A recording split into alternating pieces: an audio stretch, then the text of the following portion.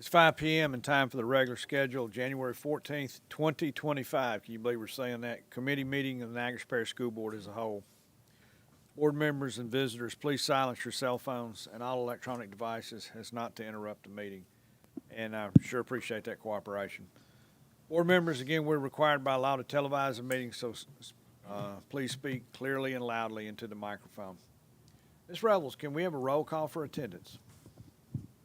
Mr. Danzy? Here. Mr. Matuire? Here. Mr. Benefield? Here. Mr. Harris? Present. Mrs. McGaskey? Ms. Palmer? Ms. Phelps? Here. Ms. Harvey? Here. Mr. Fradu? Here. Mr. Nicholson? Here. And Ms. Page. Here. We have a quorum. That's great. Couple of items. We will recognize one of our long-term educators next Tuesday that passed away recently, along with someone else. Superintendent Eloy, can you start with your updates? Yes, sir. Ma'am? Okay, no worries. So I want to start off just some things that are very germane to this time of year. Winter weather. We have some more winter weather coming to us, although we don't believe it's going to include precipitation. But I wanted to go over kind of what people can expect. Before you do that, yes, sir. Can you talk a little bit about the Campty incident? Yes, sir. I have that as well. Okay, I'm sorry. So with the weather last week, I was actually we looked at that for an entire week. We were on calls almost every day for 5 days, tracking that. And I think I've gone over this with y'all before. We look at the weather.com and Weather Underground and all that type stuff, but we mainly rely on the National Weather Service out of Shreveport, and they have daily calls when there's things of this nature. And they give us very specific things that really, I think they're probably accessible to the public, but you don't necessarily see on weather.com or, God forbid, the Apple weather thing, because that's largely inaccurate. But, what we look at there is it cold? Yes. But are we putting our staff and our students at risk? And we try to wait till the last minute to make these calls so we can wait to see if weather changes and all that type of stuff, but also enough time to be able to give parents time to pivot. And we also try to coordinate with local districts so we can have some alignment, so to speak. And I was very proud of the call last week. We went through numerous iterations of that call, but ultimately I think we made the right call, and things worked out well. And some people said, well, why don't you err just so on the side of caution? And well, my comment to that is a few things. Number one, there's always risk in terms of weather, whether it's precipitation, freezing, wind, etc. There's always a chance of something, being not great. So we can't just go off, there's a 1% chance of something. But then also we have to realize that we try to save those days built in for when we have something even more severe. And I think the Farmer's Almanac has told us this year that we might have some of that. At the same time that this was going on, we also had some heating issues at some schools. I really appreciate the Natchez Central students who want to be out of school and have waged a Facebook campaign to tell us that there's no heat. But when your maintenance director, when store services, the principal, the teachers are sending me pictures saying it's 68, 72, 70, depending on the classroom and the teacher's preference with the thermostat, there's a non-issue there. At the same time, we have two schools that are unique, and those are Middle Lab and E-Lab, where we have to partner with NSU to make calls. But when they call us and say the heat is out and we can't open a building and your school happens to be in that building, we're a partner, but we have very little to pivot on that. I think there were some concerns about NJH, and the same thing. Well, as we brought to the board several times, we have a lot of concerns about the facility at NJH and the upkeep, especially of their HVAC system. As soon as that happened around 10 o'clock in the morning. It did get cold in the building. We sent people over. They went over there as soon as they could, but unfortunately they were already working at Magnet, and it was kind of first come, first serve because Magnet called us first. And at no point did we get a call from the school or teachers saying, hey, it's gotten to the point where we need to let out. When a principal calls us and says it's reached that point, we never question that because there's no sense in making people uncomfortable. But I really wanted to highlight that because the question of do we differentially treat students based on their location, I'll be very honest with you, it hits me in a raw nerve because I don't want any child, no matter any other variable, to not be comfortable in their classroom. Same with our teachers. With the Lakeview closure, I was a little perturbed this morning because I cannot stand when we can't give people prior notice. I think people are very forgiving when we can give a day's notice on things, and I don't know how the water system works, but we did not receive word. I don't think we ever received word, to be honest with you, until the cafeteria ladies got in there this morning and there was no water. So I had a call at 6:30 this morning saying we have no water. My first question was, when will it be restored? At that point, they said they had no idea. Water did not get restored till 11 o'clock. Some people might say, well, why didn't we have school? They put it on at 11. That means from 7 o'clock when kids entered, or 7:15, till 11 o'clock, no one would have been able to use the restroom. I'm not going to do that to my own children, not going to do it to myself, not going to do it to anyone else's child. So that's what goes into these. I have been very appreciative. I think the majority of our community understands these aspects of how we make decisions, but I feel in large part we're very consistent. The only time we're inconsistent is when outside variables impact our ability to make a decision. Any questions about that before I move on? Okay. The Ten Commandments, that issue has been ongoing. I spoke to the lawyer, Mr. Geist, today. I think there are maybe one or two parishes that have started to move on this because if you recall, the original legislation called for January 1.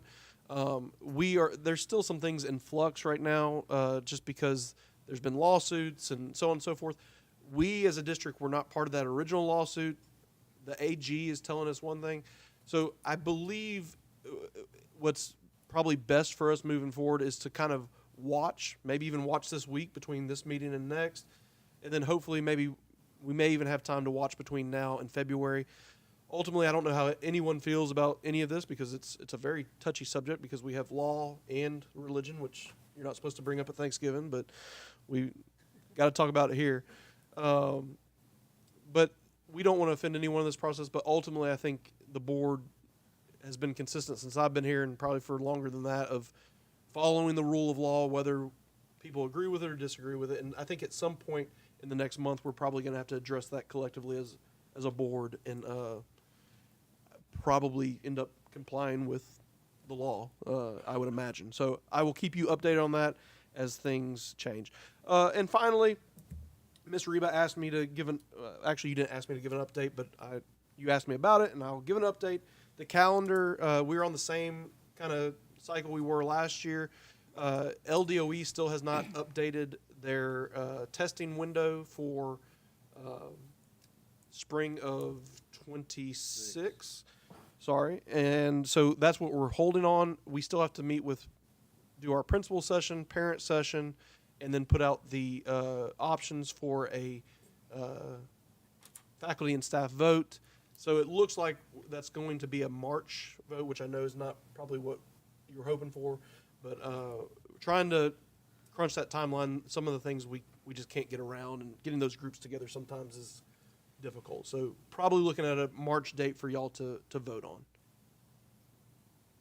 And that concludes my report for January. Thank you very much. If you see on the agenda that we will be electing a new president and vice president next meeting next Tuesday night, so that will be on our agenda. New business, we see a school board member training resolution, and I think we have to do that. Just no, we can do it next Tuesday. Yeah, That's I'm fine. still waiting on the certificates. So as soon as I get those, hopefully this week, I'll upload them, and then we'll be There we ready go. for We'll the get Mr. resolution. McTwire to offer that. He loves all that training. Here we go. Okay. Board members, any more input on that, on board, school board member training? Okay. Mr. Wascom, sales tax report.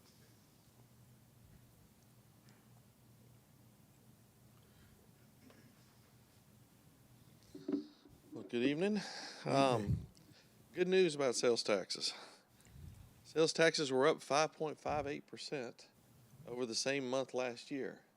And another add-on to this, the Office of Motor Vehicles is not reporting in that number. So it would have even been a little bit higher. So I'm really happy about that. You can see that this puts us for the year 0.24% increase, which is statistically insignificant. But it is a positive gain because it would have been higher than 5.58%. So, any other questions? Seems like things are turning around. Lee, will they have the automobiles in the? Yeah, it'll just be added. It'll probably be doubled up next month. Okay, you go ahead and take the budget on. All right, sure.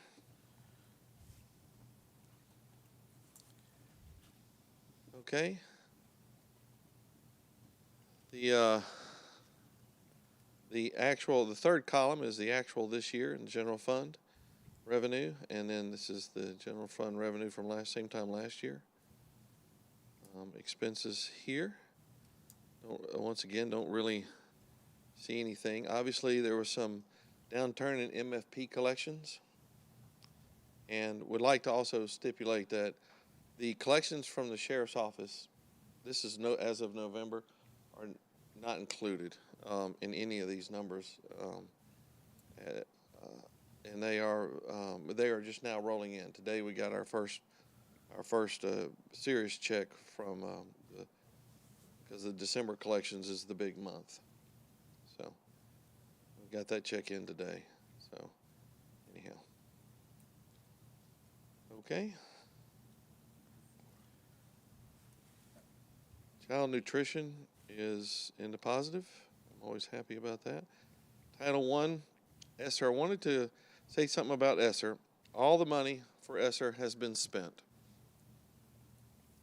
All the money has been submitted before December 16th, and as of a week ago today, all the money got reimbursed, so it's all spent. And Not all districts spent all their money, but we were able to. that's a very simplistic statement that he made, but what that doesn't mention is the tireless hours from the federal programs department, the business department, and then just collectively in the central office. But it does go in that order in terms of blood, sweat, and tears.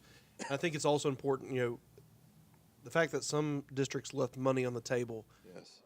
and we did not. I think that's important. And at the same time, during that time, we saw growth every year during the influx of federal dollars, which is what that money was supposed to impact. And a new building. Well, you're enjoying the benefits of some of that money.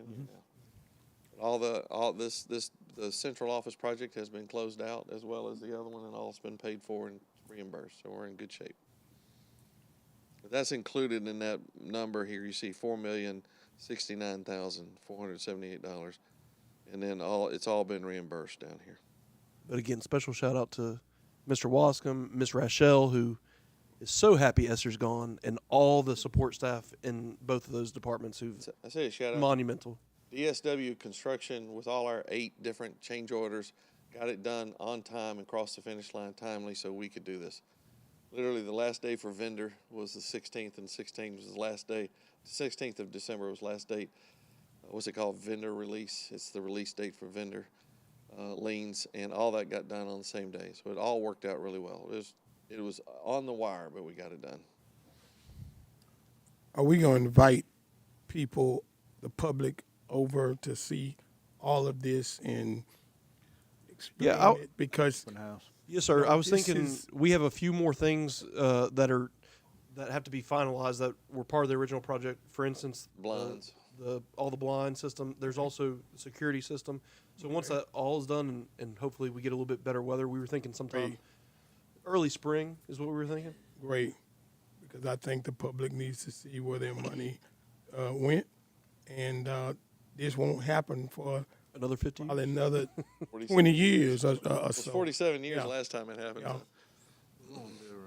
And it is nice Yes, in here. Thank you, Mr. Wascom. Okay, thank you. We got Ms. Hicks next Tuesday, and Mr. Shirley.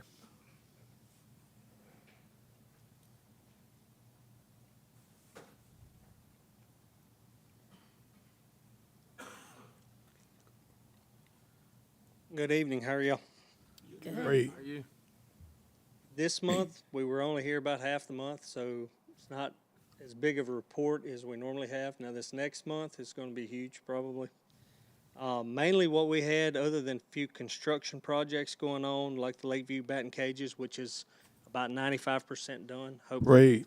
Hopefully they'll be done by the end of this week.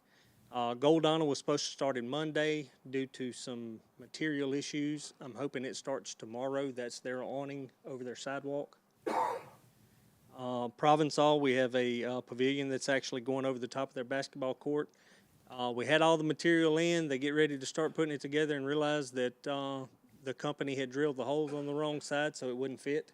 So it was backwards, so the company is re-drilling our piling for us, so Someone fun. had the blueprint upside down. evidently, but they sure backwards. You got one going one way, one going the other. So, Natchitoches Central's AC and heating project is about 60% done. We have 9 classrooms left. The cafeteria is actually being started tomorrow. We have 3 units left for as gyms. We're hoping in the next month we'll be pretty close to wrapping that completely up. Other than that, just heating issues due to the cold. We've had a bunch of units, like the NJH incident. We found out that it actually had taken a power surge to our communications and had killed our communications to the units. So when we would reset them for heat, they would automatically, once they reached 72 degrees, instead of when it got down low and the next time the unit kicked on to kick back on to heat it back up, it was actually kicking it in cooling mode. So we got that repaired. Took us about 6-7 hours to get that done, but we got them back up and going for now. And when I asked Mr. Shirley about any situation at Natchitoches Central, he said, well, we just spent $1 million putting in new heaters, so Well, I actually went, when they called, I went and met with Micah, and we went through, and he was like, what are you talking about? So we went to the atrium. Well, the atrium was 65 degrees. I was like, well, it's kind of chilly.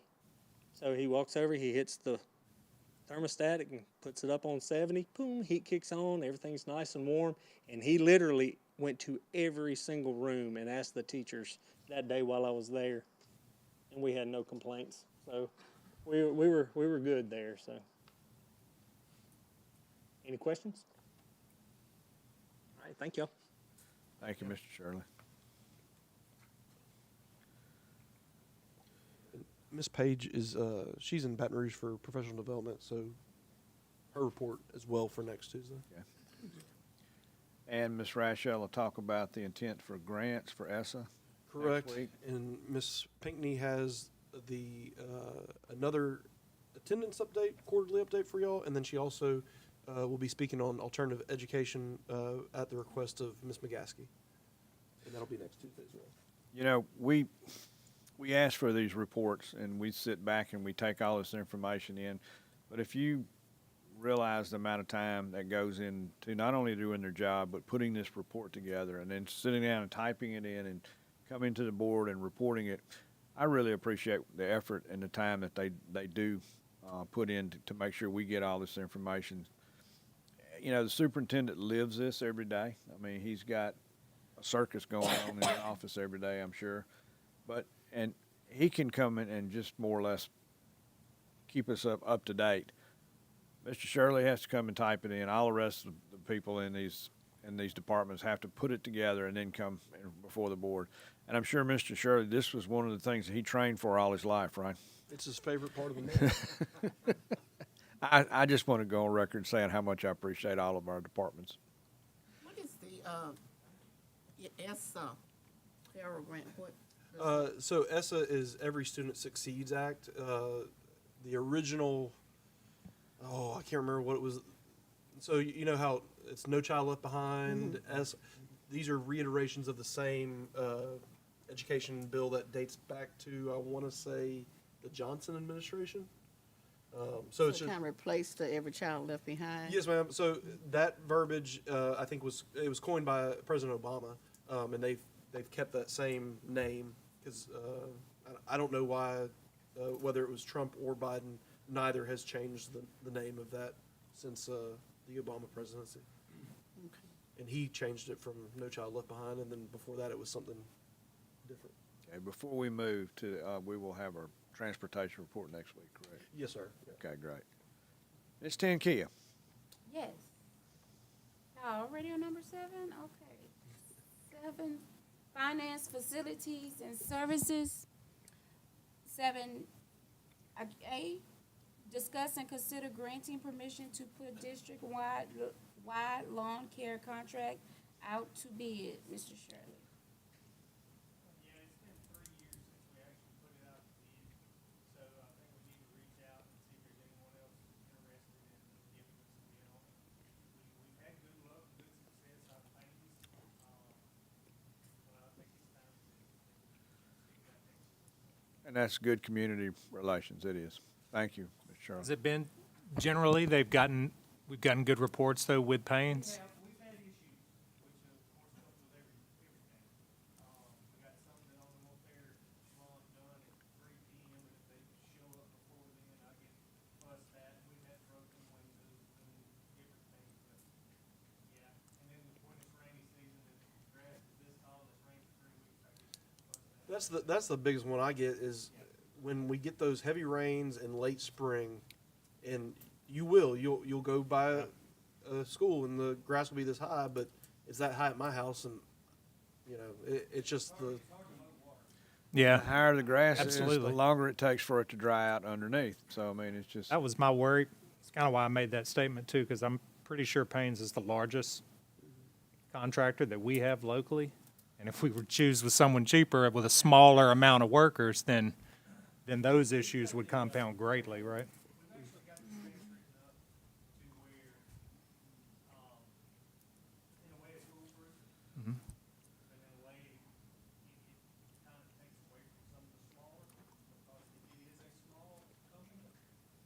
Yeah, there's no way they could do it. Right, right. it's too many facilities.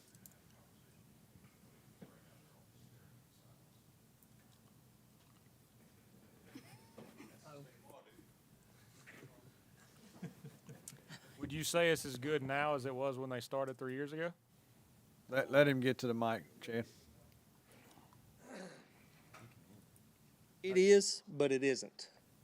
And the reason I say it is because we still have no maintenance on any equipment. We don't have to buy new equipment. We don't have to do all that. We have run into snafus where he has lost employees, and we've had a few more complaints this last year than we normally have. But now that he's back fully staffed, I got fussed at day before yesterday because he was out mowing. Well, why is he mowing in 25 degrees? Well, because there's grass. So, but I yes, get, Well, the only as calls I long get as- now is if they're still cutting during teaching hours. yeah, that's the Couple one of I those, got. but normally when I get that call, it'll be because it's about to rain bad like the next day, and I'm sure they're trying to keep it up, but that's the It only was. real- They were trying to get everything done, and they know better. We've had those things, and when I call Derek, it's always taken care of immediately. But it's hard. I don't think they understand when you have 13 campuses, as big as some of our campuses are, and we have him mowing every 7 to 10 days is what he is supposed to be there. When you give them a 3-hour window in the afternoon to mow your yard, or Saturday and Sunday to get it all done, it's really and truly not possible to meet that feat. And if, go ahead. Well, I mean, you're the overseer of that program, so I think the way you want to run it is how it needs to be ran. I mean, Right. Right. But I here's understand not again, interrupting. we running time, work but around their get it schedule, done. especially during testing. I do not, and that's another time that we have trouble catching up. I will not let him on campus during testing. I get the testing schedule from the principal, and when we start testing at those schools, they don't come on until the testing at that school is done, And and I think then we have a little. Early on, we had a few people who, like you said, the rocks on vehicles, Yeah. stuff, that all got taken care of, and Yeah, we've taken care of it all that when we've had mishaps, but, I mean, 14 campuses, you got 30 different people working, you're going. well, and Mr. McTwire was the catalyst for this 3 years ago, and I think it's a whole heck of a lot better in terms of I do too. what your campuses look like than it They was. look a lot better than when I first started, I promise. And the question is, when we had it, we were doing our own yards and things, were they doing instructional time then? I believe so, Yeah, because I know. it was our janitors. do it you know. after hours. Yeah, it was our was janitors it? doing it. and Right. Most of it was done during the Right, instructional so we are expecting them not to. Right. But when you told them not to, if we got that taken care of, then I really don't understand what's the argument. I do understand, putting things out for bid, but if whoever bids lower or whatever, and they're not able to do it, then I don't want us to take a step backwards, Right. I agree with that as well. I just know in most contracts, whenever it's to the end, you do. That's your where due you do diligence it. And reach out and ask if we should. That's kind of what we're doing. If we should put it out, I'm okay with that. Yeah. But there's different things that lawn care has to have around these students. One of those things is they have to be able to spray Roundup. Right. They have to be certified to spray it around students and know when to do it and when not to do it. There's not many of these companies out here that's going to have that. I require a horticulturist license to do flower beds and different things. Not many A of them. lot of those out there that's going to have that's in this area. That's right. And one of the people we had bid on it last time was from south of Alexandria, big company, but it was a lot of money. So Payne has all of those Yes, service, ma'am. provide all And those he also services? has a contracting license, so when we need him to pour concrete for a little sidewalk or around a flagpole, he's also a contractor. We can have him do that and do the flowers at the same time. It's pretty Basically, it handy. seems like we're getting minor complaints, but you have to put the bid out because it's Extremely minor. required. Yeah. My problem with the bid though is, if somebody smaller comes back with a lower bid and then we're legally obligated to take it. Right. Well, I think Service. No, I don't think we so. legally. It's a service. If we feel like they not gonna, be able to do the job, we can, go to the next one. We can't. Because it is It's a professional I service. don't I think we we're can. I'm locked not into definitely that. sure, but I It's a think, professional service. yeah, I think we can. We don't actually have to pick the cheapest one. Where we really ran into problems was summertime. We had principals on mowers the whole summer, and when one broke down, they'd get so far behind, then we'd have to bring in extra help and do things. And so I you wanna don't say have the that first- problem now. The first month I was here, we had to take our whole entire maintenance crew and go and help catch up the mowing from the summer. Mm-hmm. So we wasn't getting to take care of anything because we was actually over at different places mowing. So And you it has sold- been it's been great. You sold all those old broken down mowers when we had Well, that. the only people that have any mowers anymore are the ones at the high schools that take care of their own ball fields. Right. I think we got a couple. Yep, we got a couple. We got a couple at Lakeview and a couple at Natchez Central. I think we have one at Provençal because, Coach is very particular about the way the ball field's cut. That, contract, we're gonna do like we do a lot of the contract, 3 years, and then an option, for another 3 years. That's why I'm up here. I'd like to ask, would y'all consider a 5-year, with a possible 5-year extension? Is that something y'all would allow, or? We did 3-year, do we do a 3-year? I think 3 is fine. Political climate and companies can change hands and, But didn't we No. put that in the thing last time that we had the option to renew and extend without putting it to Yeah, bid? 'cause we did it 1 year, and then you had the option to go ahead and renew it for the Yeah, next and I 2 think we done years it if y'all were satisfied that's with right. it, so, 'cause Yeah, I we think- didn't come back and bid.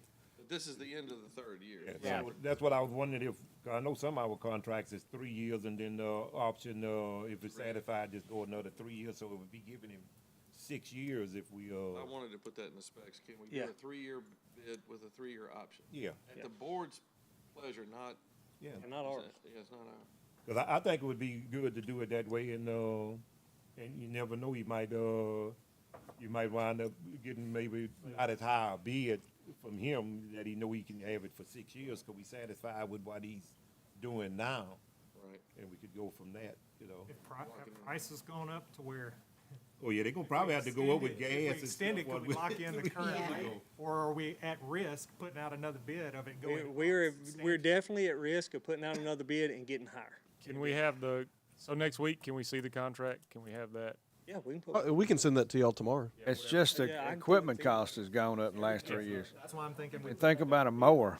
Yeah, You know, That's what I'm saying when we first. yeah. I think. People cost for sure. This was experimental, and we were doing it. Yeah, and like I say, I Now think want it's it- at the now I end. think it's successful. I think we should do 3-year plus 3-year option. I agree with that too. That was what I'm up here for also. Bye. Any other questions? Is it, since, can we don't bid and just, go with him? Is, That's what we're gonna look at the contract. Me and Lee's gonna pull that tomorrow and See double what it check. says? find Because out from our lawyer if we, we all satisfied with him, but if, let's not put it out. If we don't have to put it out for bid, let's keep on going. I think we need I to don't read know that if we- contract. But I think it was in that we have to put it, we Like gonna I bid it say, after 3 I years. remember now we we extend did it for it? 1 year with Did a possible extension to 3 years, but I don't think we extended anything outside the contract beyond the 3 years. That's how I remember it too. Yeah. Was this the first time? This was the first time? This is the Yeah. first time Yes, we this ever, was the first with time. lawn service, because we had so much trouble with breaking down and janitors, fussing who gonna mow the yard and all that, so it's, Yeah, at first it was on the janitors. yeah. And you take somebody like Goldonna that only had one janitor all summer long, It's hard on them. there's no way they could get that done. Mr. Shirley, I have a quick question. So we have this contract with Payne's Lawn Service. What is a janitor responsible for versus what they're responsible for? And what I mean is, like, sometimes we'll drive by a campus or get a phone call about a campus about trash being out or a sign blown over, but that's not Payne's job, But that's right? that is not Payne's job. That is supposed to be under the janitorial. They do keep our grounds clean. Now, when Payne goes, he picks up sticks and he picks up paper and he does all that before he mows. But that's not their day-to-day job to swing by our campuses and clean it up. That's our job. That's not, and I'm not gonna say it's just on the janitors. If a teacher walks by and sees a piece of paper, they need to reach down and pick it up. I mean, they do it at home. I don't know why they wouldn't do it here. So, is it more of the janitors? Yes, but I think it's the whole entire staff. And especially the sign being down. Yeah. Like, And that like I say, the signs being down, when we put those up, if they would call us or put in a work order and say, hey, our sign blew over, we're at schools just about every day, just about every one of these schools. We can put that back up. It's not that big a deal. Boy, Then, whenever they're down and they mow over them 3 or 4 times, Yeah. you know, but like something as simple as putting a sign back up shouldn't need a work order, right? Should a janitor it be able to do shouldn't. that? Our janitors should be able to do that. I think Because that's, the way we have them prepared, they literally just piece of PVC pipe that sits on 2 poles.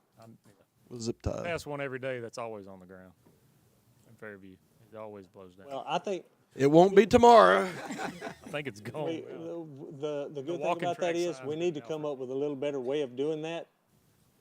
But that's the quickest and easiest way because we have changed them like Right. out several times, so it's just easy to change them out that way.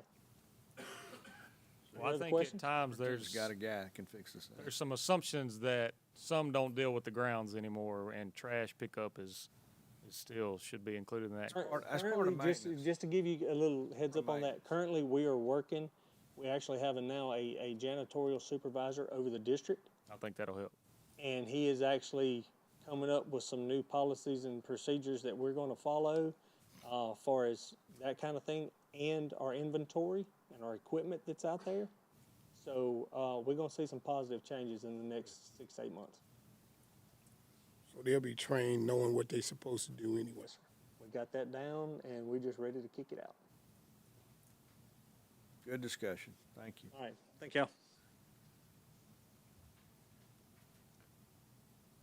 Oh, that concludes finance. Thank you, Ms. Tankia. You're welcome. Mr. Danzy.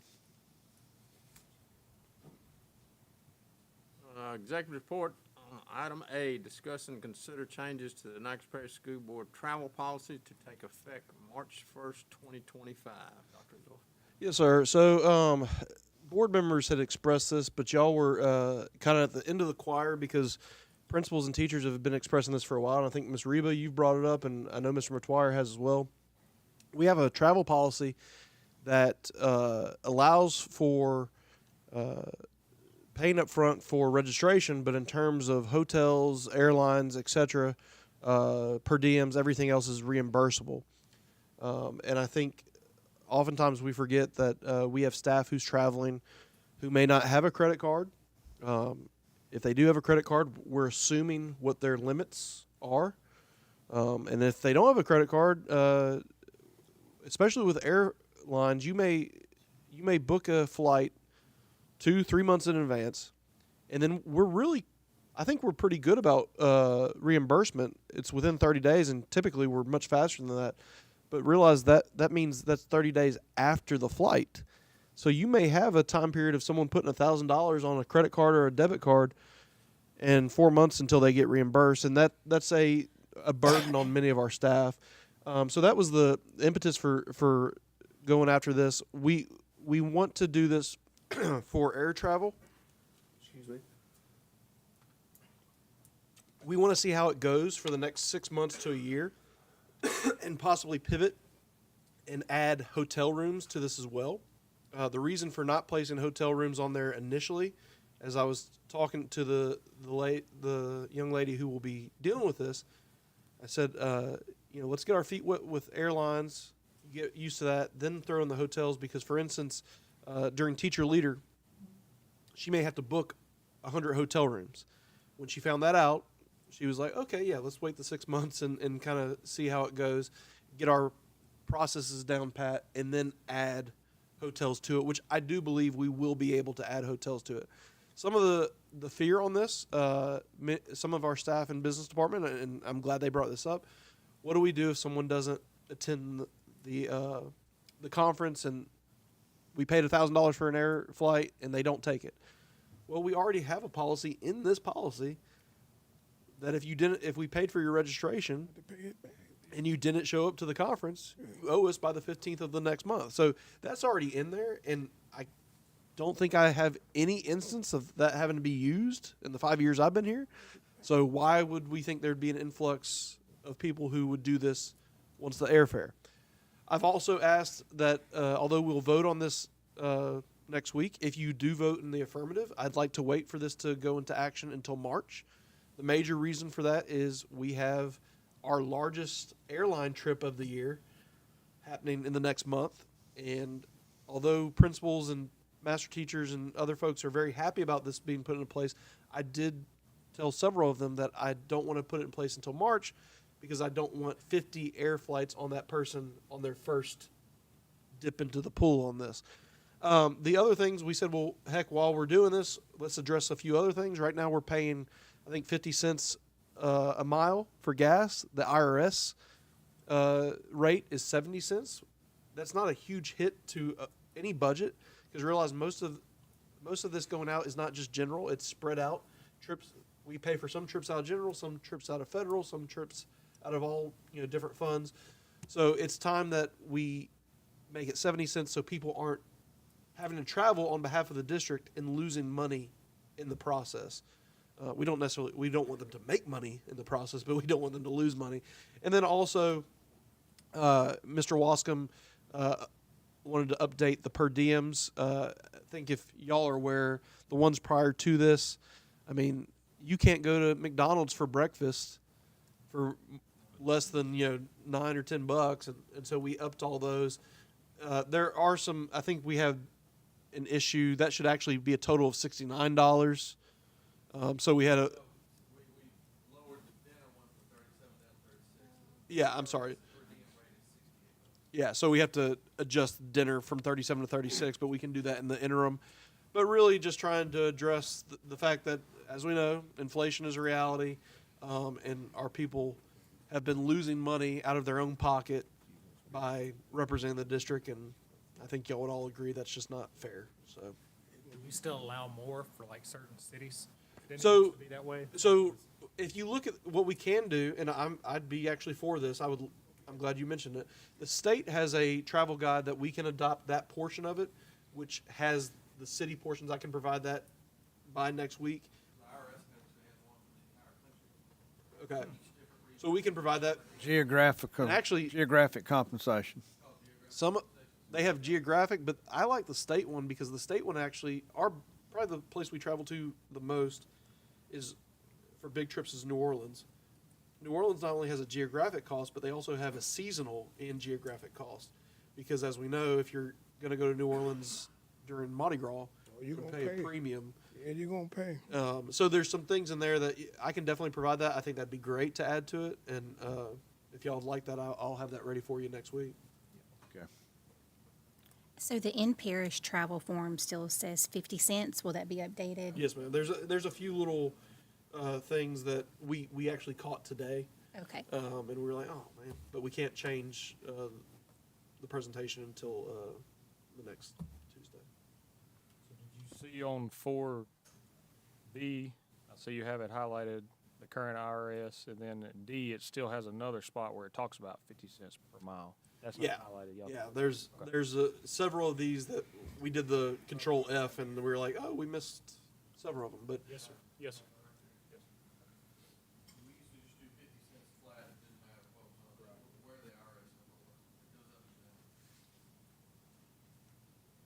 And what people don't understand is, gas goes up and down, but what we're also talking about in this 50 cents is when, especially our people who do a lot of in-parish travel, it's supposed to also go to wear and tear on your vehicle. So,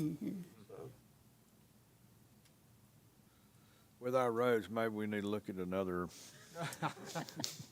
Hazard pay. Yeah, on the roads. Somebody got to steel banding or something, I don't know. really quick. but I'm excited about this. I think this will. It's always nice when staff bring stuff to you, and we've told them, oh, it's coming, and it's timely. So. Definitely long overdue. Thank you for working on that. And I think that No, you got B. Huh? You got B. 9B, So, 9B is, accountability. I'm going to delve into that next week, and I know it sounded like next week is a little heavy, but that's going to be about a 30-minute presentation, and it's a much simpler formula than we had before. But just to give you a little tidbits of what we're looking at, I will tell you, and I don't say this publicly a lot because in my superintendent group, this has been a highly contentious proposition. I don't like what it's going to do to our scores because it's going to kick everyone in the stomach in the state. Philosophically, I do believe it's the right move for the state, and several people may text me after this and flog me via text. But when I go through this with y'all, I'll explain why I believe it's what's best for our kids. But this will go into effect November of 26 is when you'll see the first scores of this. So 22 months from now, and we need to start educating y'all as a board, our staff, we've been educating them on, but the community as a whole, because no matter how prepped we are for this, there's going to be some things that are so much a different measuring stick than they have been. We want them to realize, oh, no, it's not that we just took off a year and didn't do anything. Some of these things are just out of our control. And now that we're focusing on new pieces of this system, things will get better. But that initial hit is going to hit everybody, and it's going to be a big impact to a lot of folks around the state. And so we'll go over the actual new system, and I'll show you simulations from last year and the simulations from this year, and kind of give us all some talking points as we move forward in the next iteration of accountability. It's gonna be considered our training. We'll have to have a separate day. I could actually, yeah, I think it has to be separate, but trust me, it won't be the last time we talk about this, I'm unfortunately. sure it won't. Well, it'd be a good opportunity to introduce it to the public and upcoming events because it is here. It's Yeah. coming. Is vocational and technical training, vocational and technical training, is it gonna take a lick again? No, it's actually, what do you mean a lick? Is it going to be important? Right. Are they going to minimize it and give you less points? So points are basically CTE is a huge part of it. Just points are more difficult. I'll give you one tidbit. It used to be we got points if a kid scored an 18 on the ACT. Well, now to get points on the ACT or a silver work keys, now you have to have gold work keys or a 20, and it's not like, oh, I got 36, so I gave you extra points, or oh, I gave 18, so I gave you this many points. It's just a yes or no. Did you score a 20? Well, to get the CTE points, there's some other pieces, but one of the CTE points is, or they call it Thrive, and we'll go over this, but it counts ACT almost twice because to get some of those extra added points, you have to have that 20 ACT or the work keys gold and do the stuff. So if you don't hit that 20 or an ASVAB score or that gold, so everything is just a little more difficult, but, rigor is not a bad thing. It's just something we're going to have to get used to because, we feel like we kind of really got in our stride with the old accountability system, and then they said, no more. So I promise I'm not looking for another job. It's going to be an adjustment for everybody. Teachers, staff, superintendents, everybody. That concludes the executive report. Board members, anything else to discuss? We will see you next Tuesday.